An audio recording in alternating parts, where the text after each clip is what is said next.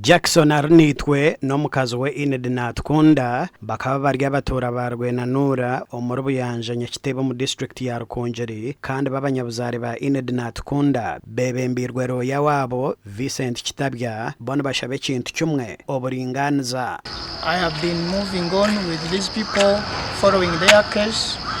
In fact, their relative Ined was murdered by Jackson. Now Jackson is in a way of pretending that he never murdered, he just killed with an aim of seeing how they can light the penalty into a manslaughter, which we cannot allow. You know, murderers, they have so many excuses, but for us we don't allow that.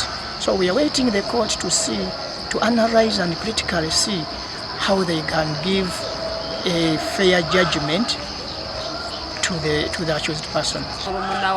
Mukuru Tkunda Inidi ou Jackson yisire omushinja we rizo twatiri mukoti tukongera ko bujuruzi ko ku Jackson yisire Inidi kandi cyankoraje munonga no kushanga ngo abaho bujuruzi bona bantu bagamba ebibarebere kandi twashanga nibishana ku kodara Jackson yisire Inidi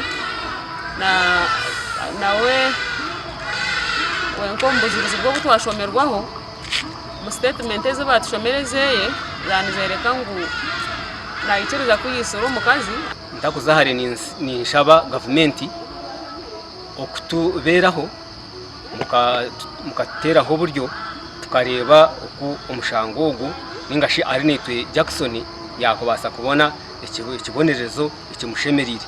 Bamwe mu baserukare kandi bamwe mu bajurizi b'omushango ogu nabo barumirize nyakuteekateekwaho ogu. So they accuse the person on top of the deceased squeezing her neck. There and then his mind told him to go and kill himself by hand. Ben Sande Duncan oroya wa Jackson Arnitwe nyakujunanwa Orubanja rw'Obwegyese na wareberweho mu cottage arukozaho umuntu we.